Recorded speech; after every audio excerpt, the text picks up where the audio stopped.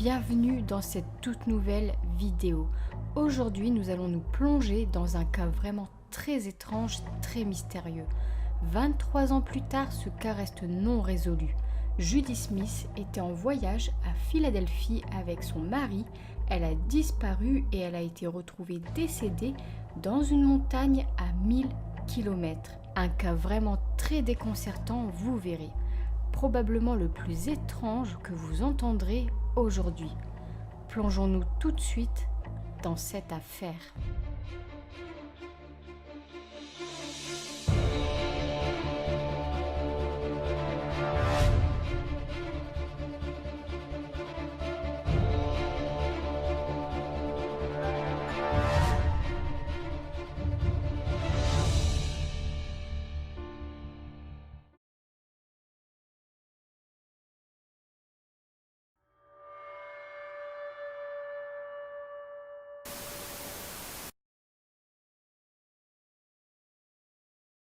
Le 7 septembre 1997, un homme et son fils marchaient dans la forêt nationale de Pisgah en Caroline du Nord. Lors de cette balade, ils firent une macabre découverte. En effet, ils ont découvert des restes squelettiques dans une tombe peu profonde enveloppée dans une couverture bleue. Ils ont contacté la police et des enquêteurs sont arrivés sur les lieux. Ils ont découvert des os humains ainsi que des vêtements et d'autres objets éparpillés. Ils ont découvert un soutien-gorge avec des trous et des coupures, et il y avait aussi des coupures sur les os des perforations, ce qui a conduit les enquêteurs à conclure que cette personne a été poignardée à mort. Ils étaient bien sur une scène de crime face à un homicide. Comme ils n'ont pas retrouvé de portefeuille ni de pièce d'identité, l'identité de cette personne n'était pas encore connue. Afin d'identifier cette personne, des tests médico-légaux ont été effectués, ainsi que l'analyse de dossiers dentaires. Grâce à cela, on a pu déterminer que la personne retrouvée est Judith Smith. Judith Louise Bradford Smith, de son surnom Judy, est une infirmière de 50 ans. Judy a été mariée 2 fois. Elle est mère de 2 enfants, Craig et Amy. En septembre 1996, Judy se marie à son 3e mari, Jeffrey Smith, après 10 années de relation. Ils vivent ensemble à Boston. Jeffrey est avocat dans le secteur de la santé. Il a une fille adulte d'un précédent mariage. Et Jeffrey et Judy se sont rencontrés lorsque Judy soignait le père malade de Jeffrey. Le 9 avril 1997, environ 36 heures avant la disparition de Judy, Judy et Jeffrey sont à l'aéroport international Logan de Boston afin de se rendre à Philadelphie pour une semaine, car Jeffrey doit participer à une conférence pharmaceutique du 9 au 11 avril 1997 dans le cadre de son travail. Alors qu'ils sont enregistrés pour leur vol de 13h30, Judy réalise qu'elle a oublié d'apporter une pièce d'identité. Elle n'a pas d'autre choix que de rentrer chez elle afin de récupérer une pièce d'identité.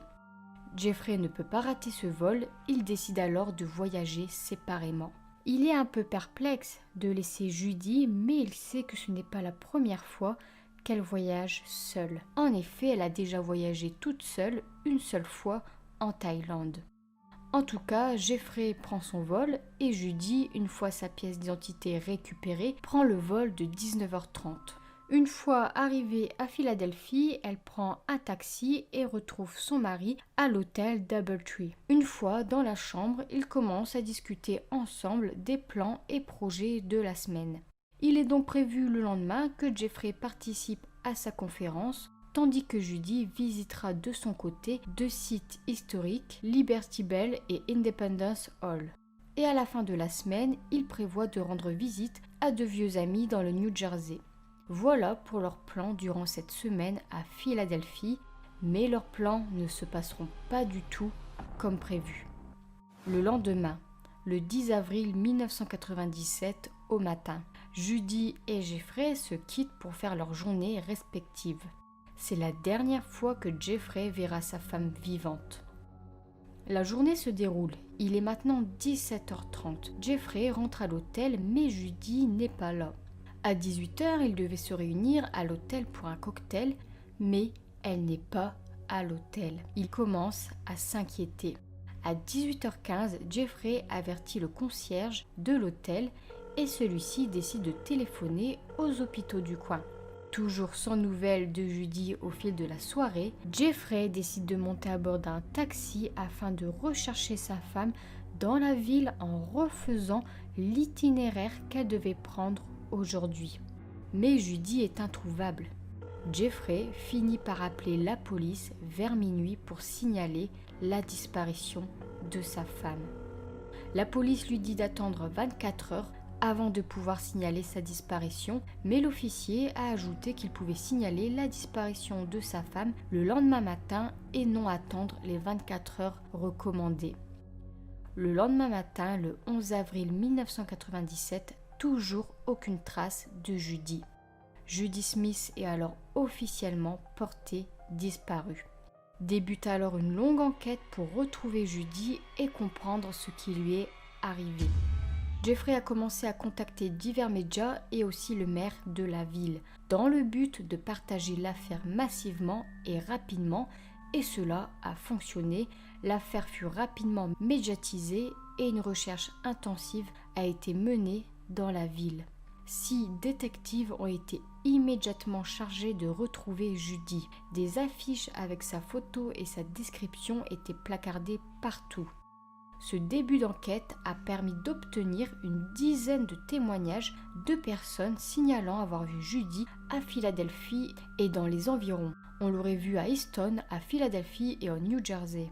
On l'aurait vue dans un bus, dans un magasin, dans un casino et dormant sur un banc. Dans de nombreux témoignages, Judy semblait désorientée, instable, perdue, confuse, agissant bizarrement. Certains des témoignages ne sont peut-être pas très fiables pour la police, mais certains ont mentionné son sac à dos rouge qu'elle porte toujours. Est-ce que Judy est peut-être dans une période d'amnésie? Comme on l'a vu désorientée et à plusieurs endroits, peut-être elle a oublié où elle était et qui elle était. On pensait donc qu'elle était perdue et vivante quelque part. Malheureusement, les recherches pour retrouver Judy Smith prendront fin 5 mois plus tard lorsque le 7 septembre 1997, son corps fut retrouvé dans la forêt nationale de Pisgah en Caroline du Nord. Cette forêt se trouve à près de 1000 km de Philadelphie. Comment Judy s'est retrouvée à près de 1000 km de l'endroit où elle était? Cette enquête s'annonce compliquée. Lors de l'analyse du corps, on a conclu que Judy a été assassinée, elle a été poignardée. En premier lieu, l'hypothèse du vol fut très rapidement écartée car lors de la découverte des ossements, il y avait 160 $ en espèces et l'alliance en diamant de Judy. Donc le vol ne serait pas le motif de ce meurtre. Une paire de lunettes de soleil et un sac à dos bleu avec des vêtements dedans ont été retrouvés cachés à proximité, mais ces affaires, selon sa famille, n'appartiennent pas à Judy. Le sac à dos était bleu alors que Judy a un sac à dos rouge. La police a déterminé que ces affaires pourraient probablement appartenir à son assassin.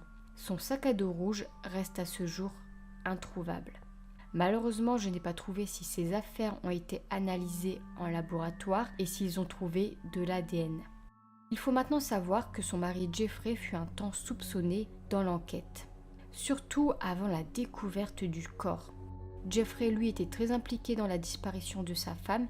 Il a embauché 3 enquêteurs privés, il a envoyé des milliers d'affiches de disparition et il a interrogé des centaines de personnes qui auraient pu voir Judy.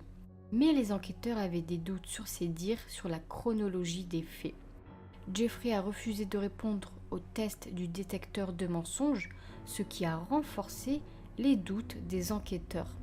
Mais au final, on n'a rien contre Jeffrey et d'ailleurs, on n'a jamais eu aucune preuve concrète qu'il soit impliqué. Aucun membre de la famille de Judy ne pense d'ailleurs que Jeffrey peut être impliqué dans la disparition et le meurtre de sa femme. Selon ses proches et enfants, ils s'entendaient très bien et s'aimaient. Selon eux, Jeffrey serait un homme doux, honnête, affectueux et qui ne ferait jamais de mal à personne. Et il a toujours nié être impliqué dans cette affaire. Et les enquêteurs ont bien la preuve qu'il était bien à sa conférence le jour de la disparition de sa femme. Et il fut vraiment disculpé lorsque l'on a retrouvé le corps de sa femme. Car sa femme a été retrouvée à 1000 km de là, dans les montagnes, et Jeffrey avait des problèmes de santé, notamment de l'obésité. Selon les enquêteurs, en raison de son obésité, Jeffrey aurait été incapable d'atteindre le flanc de la montagne, de traverser le sentier et de traverser les bois. Jeffrey serait donc physiquement incapable du meurtre de sa femme. Il est décédé en 2005, il est décédé en ignorant ce qui arrivait à sa femme. Lors de la découverte de Judy, elle a aussi été retrouvée avec des vêtements de randonnée, des vêtements thermiques et des bottes de randonnée. Le jour de sa disparition, Judy portait des baskets blanches, un manteau sombre, un jean bleu et son sac à dos rouge. La tenue dans laquelle elle a été retrouvée est donc complètement différente des vêtements dans lesquels elle a été vue pour la dernière fois. La famille de Judy n'a pas reconnu les vêtements dans lesquels elle était habillée. Ces vêtements ne lui appartiendraient pas. Cette affaire est vraiment dérangeante. Mais comme cette tenue est tout à fait appropriée pour quelqu'un qui planifie de faire de la randonnée, certains de ses amis ont commencé à suggérer qu'elle aurait peut-être pu quitter Philadelphie d'elle-même et qu'elle s'est rendue volontairement à cet endroit. Pour quelle raison elle se serait rendue d'elle-même à plus de 1000 km? Pourquoi n'avoir averti personne? Ça n'a pas trop de sens. Pourtant, cette théorie sera appuyée par plusieurs témoins qui affirment l'avoir vue à Asheville dans les jours qui ont suivi sa disparition. Asheville est une ville se situant à peu près 15 km de l'endroit où elle a été trouvée. Une caissière, Joanne Stucker, a déclaré que Judy était entrée dans son magasin et semblait parfaitement normale. Judy lui aurait dit qu'elle était de Boston et qu'elle était mariée à un avocat qui participait à une conférence en Pennsylvanie. Elle aurait ajouté que pendant que son mari assistait à sa conférence, elle aurait décidé de voyager par elle-même et que pendant ce temps, elle venait de décider d'aller dans la région d'Asheville. Elle semblait normale et pas désorientée. Plusieurs autres personnes à Asheville se sont souvenues avoir parlé à une Judy de Boston, dont une employée d'un hôtel qui croit qu'elle a séjourné à son hôtel du 10 au 12 avril. Un employé du domaine Blakemore se souvient également avoir vu Judy. Un propriétaire d'un terrain de camping se souvient qu'elle est montée dans une berline grise remplie de boîtes et de sacs. Judy lui aurait demandé si elle pouvait passer la nuit sur son terrain dans sa voiture, mais elle est partie comme on lui a refusé. Un propriétaire d'une boucherie a déclaré que Judy était venue dans son magasin dans une berline grise et avait acheté pour $30 de sandwich. Pour les enquêteurs, ces témoignages semblent crédibles. Aucun témoin n'a estimé que quelque chose n'allait pas chez elle ou qu'elle avait l'air d'avoir des ennuis. Un seul témoin dira qu'elle avait l'air désorientée, mais pour les autres, elle semblait normale. Même s'il faut être prudent avec ce type de témoignage car nous n'avons pas la certitude au final que ce soit bien Judy, nous n'avons pas de preuves formelles de vidéo, il y a quand même 12 personnes disant l'avoir croisée, vue et parlé à Asheville. La police pense alors que Judy s'est bien rendue d'elle-même à Asheville, qu'elle a donc planifié sa disparition et que malheureusement elle a été victime d'un acte criminel lors de sa disparition, lors de sa randonnée. Qu'est-ce qu'elle faisait malgré tout là-bas? Pourquoi? Eh bien, une de ses amies, Caroline Dickey, a dit « Au moment où cela s'est produit, le mariage de Jeffrey et Judy était très fragile. » Elle a ajouté « Je crois que quelque chose s'est produit qui l'a poussée à prendre du temps loin de Jeff. » Le couple semblait donc traverser une période difficile. Certains amis de Judy ont déclaré aux enquêteurs qu'elle trouvait le mariage quelque peu contraignant. Il pensait qu'elle aimait vraiment son mari, mais qu'elle avait du mal à renoncer à son indépendance. Pourtant, ça faisait 10 ans qu'elle était avec Jeffrey. En tout cas, selon ses témoignages, Judy serait partie pour peut-être fuir son mariage récent, pour prendre du recul et peut-être commencer une nouvelle vie. Et malheureusement, en cours de route, elle se serait faite agresser. Mais certains de ses proches disent qu'elle abandonnerait jamais ses enfants. De plus, apparemment, Judy était une personne franche, qui exprime ses sentiments, et donc si elle voulait sortir de ce mariage, elle l'aurait simplement dit. Enfin, même si on suggère que Judy serait partie d'elle-même, aucune preuve n'a pu être trouvée où elle prenait un avion, où elle prenait un bus ou bien une voiture de location ce jour-là pour se rendre en Caroline du Nord. Judy a aussi laissé 500 $ dans sa chambre d'hôtel et n'a pas utilisé sa carte bancaire. Et Jeffrey, lui, était catégorique sur le fait que sa femme n'aurait pas disparu volontairement. Selon lui, elle était heureuse et à un moment, il a dit « Et même si elle voulait s'enfuir, pourquoi irait-elle à Philadelphie pour faire ça ?» Ce qui n'est pas faux, rappelez-vous, au début de la vidéo, Judy avait oublié sa pièce d'identité et elle est rentrée chez elle. Pourquoi repartir finalement et prendre l'avion si au final elle aurait pu rester chez elle et s'enfuir à ce moment-là, au moment où Jeffrey était à Philadelphie, pourtant elle est repartie et a pris l'avion. Pour finir, et en restant sur cette hypothèse où elle se serait enfuie d'elle-même et qu'elle aurait été victime de quelqu'un, les enquêteurs ont étudié la piste où elle a pu être la victime du tueur en série Gary Michael Hilton. Gary Michael Hilton a tué plusieurs personnes au cours des années 2000. Il a sévi en Caroline du Nord et ses victimes étaient notamment des randonneurs. Une de ses victimes a été tuée et laissée près de l'endroit où Judy a été découverte. Sa victime a été violée et assassinée. Est-ce que Gary Michael Hilton peut être impliqué dans la disparition de Judy Smith ? Eh bien, les enquêteurs ont essayé de rechercher des liens, de trouver des preuves pour les relier, mais en vain. On n'a aucune preuve pour relier Gary Michael Hilton au crime de Judy Smith. Et je ne sais pas, je n'ai pas trouvé, mais il me semble que Judy n'a pas été agressée sexuellement comme les autres victimes d'Hilton. Donc ce ne serait pas le même mode opératoire.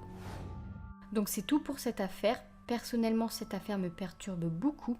Elle est très déroutante. Dites-moi ce que vous en pensez. La question est vraiment comment Judy s'est retrouvée à 1000 km de là où elle était, à près de 10 heures de route. Pourquoi elle est habillée dans d'autres vêtements et surtout qui l'a tuée. Je pense qu'elle a dû se rendre d'elle-même à Asheville, qu'elle était dans une période d'amnésie, dans un autre état d'esprit. Cela explique pourquoi beaucoup de personnes l'ont trouvée perdue, désorientée et qu'elle se rendait dans différents endroits. On l'a vue à Asheville, donc elle était vivante et elle s'est faite assassiner à 15 km de là. Donc elle serait partie d'elle-même et aurait malheureusement croisé la route d'un tueur sur son chemin. Mais bon, je n'ai pas lu, je n'ai pas trouvé que Judy avait des antécédents d'amnésie. Et avant sa disparition, elle semblait physiquement et mentalement en parfaite santé. Cette affaire est très complexe.